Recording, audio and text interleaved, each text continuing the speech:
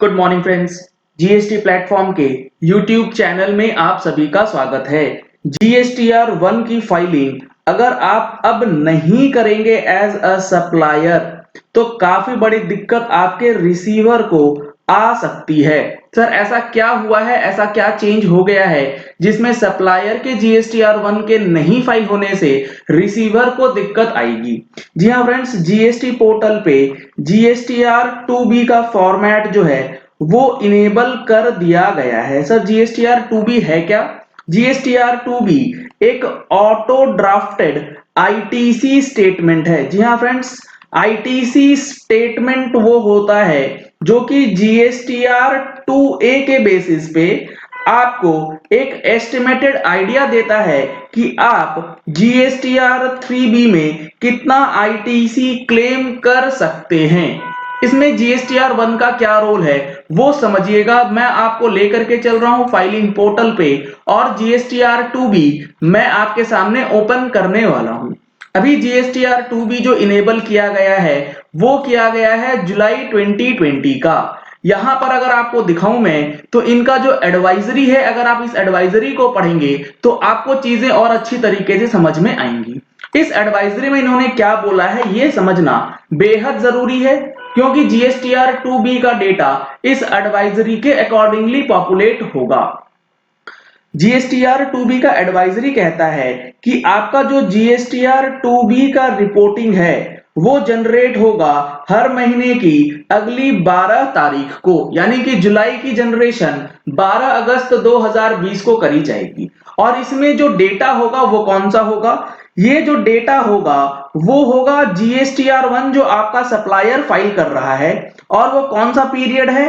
12 जुलाई 2020 से लेके 11 अगस्त 2020 के बीच में। जी हां फ्रेंड्स, जो भी जीएसटीआर 1 आपका सप्लायर फाइल करेगा जिसमें आपका जीएसटी नंबर दिया गया होगा और उसकी फाइलिंग पीरियड 12 जुलाई से लेके 11 अगस्त के बीच रहेगी, वो सारा का सारा डेटा आपके जीएसटीआर 2B में रिफ्लेक्ट करेगा। यहां पर आप देख रहे हैं कि normal tax payers monthly frequency वालों के लिए 12 जुलाई से 11 अगस्त दिया गया। अगर आपका सप्लायर क्वार्टरली फाइल करता है तो आपको 12 जुलाई से लेके 11 अगस्त के बीच में जो भी क्वार्टर की रिटर्न थी, मतलब कहने का यह है कि 12 जुलाई से लेके 11 अगस्त के बीच जितने भी इनवॉइसेस अपलोड किए जाएंगे आपके जीएसटी में, वो आपका जुलाई का 2B जो है वो कैप्चर करेगा और आपको दिखा दिया जाएगा। अब लेट सपोज आपने जुलाई महीने में कोई परचेज किया था तो आपका जो सप्लायर है वो, या फिर आपने कोई सप्लाई किया था तो आपका जो रिसीवर है वो, इन दोनों ही सिचुएशन में आपको चीजें ध्यान रखनी है। अब अगर आपने 12 अगस्त 2020 के बाद इस सप्लाई की डिटेल्स को अपलोड करा या आपके सप्लायर ने अपलोड करा, तो वो जब जुलाई की 3B फाइल करेगा उसे वहां पर आईटीसी 2B में नजर नहीं आएगा। 2A में तो आएगा लेकिन 2B में वो अमाउंट नहीं दिखेगा। कहां पे नहीं दिखेगा? वो यहां पर इंक्लूड नहीं होगा। आईटीसी अवेलेबल ऑब्लिक क्रेडिट में भी क्लेम्ड इन 3B हेडिंग्स इन 3B, यानी कि ये 4A5 जो ऑल अदर आईटीसी वाला सेक्शन है इसमें वो वाला इनवॉइस इंक्लूडेड नहीं होगा। कैसे नहीं होगा सर? मैं आपको दिखा देता हूं। ये B2B का इनवॉइस है। यहां पर मैं आपको अगर दिखाऊं तो यहां आप देखेंगे मार्च महीने का, यानी कि फाइनेंशियल ईयर 1920 का कोई इनवॉइस, चूंकि ये 20 जुलाई 20 में अपलोड हुआ, 12 जुलाई से लेके 11 अगस्त के बीच में, इसीलिए जुलाई की 2B में आ रहा है। इसी तरीके से अगर कोई जुलाई का इनवॉइस 10 अगस्त को फाइल हुआ है तो वो दिखा रहा है सर। अगर ये इनवॉइस 12 तारीख को अपलोड हुआ होता तो ये इनवॉइस मुझे यहां नहीं दिखता और आपको इसका क्रेडिट जो है जुलाई में नहीं मिलता। ये आपको अगस्त महीने में मिल जाएगा, जुलाई में आप क्रेडिट नहीं ले पाएंगे एज पर जीएसटीआर 2B।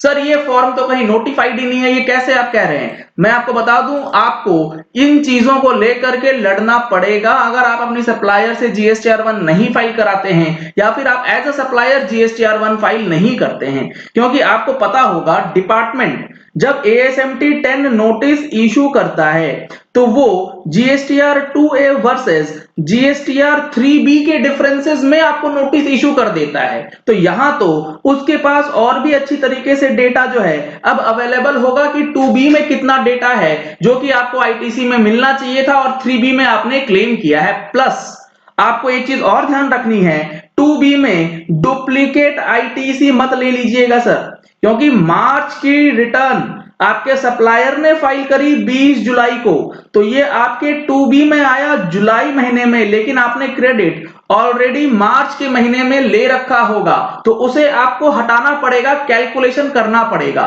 तो ब्लंटली 2B को भरोसा मत कीजिएगा, इसको आप और अच्छी तरीके से रिकंसाइल कीजिएगा in comparison to GSTR 2A। तो ये अब जानना बहुत जरूरी है कि GSTR 2B के लिए आने के बाद GSTR 1 की जो वैल्यू है वो बहुत ज्यादा बढ़ जाएगी, क्योंकि यहां पर इनपुट टैक्स क्रेडिट का मामला जो है अब आएगा। और इसी के साथ साथ रूल 36 सब रूल 4 का जो सपना है वो अब पूरा होता दिख रहा है कि आपका जो इनवॉइस अपलोडेड होगा उसी का मिलेगा, अदरवाइज 10% ऑफ अपलोडेड इनवॉइस तक जो डेटा है वो रेस्ट्रिक्ट कर दिया जाएगा 1 महीने की रिटर्न के लिए।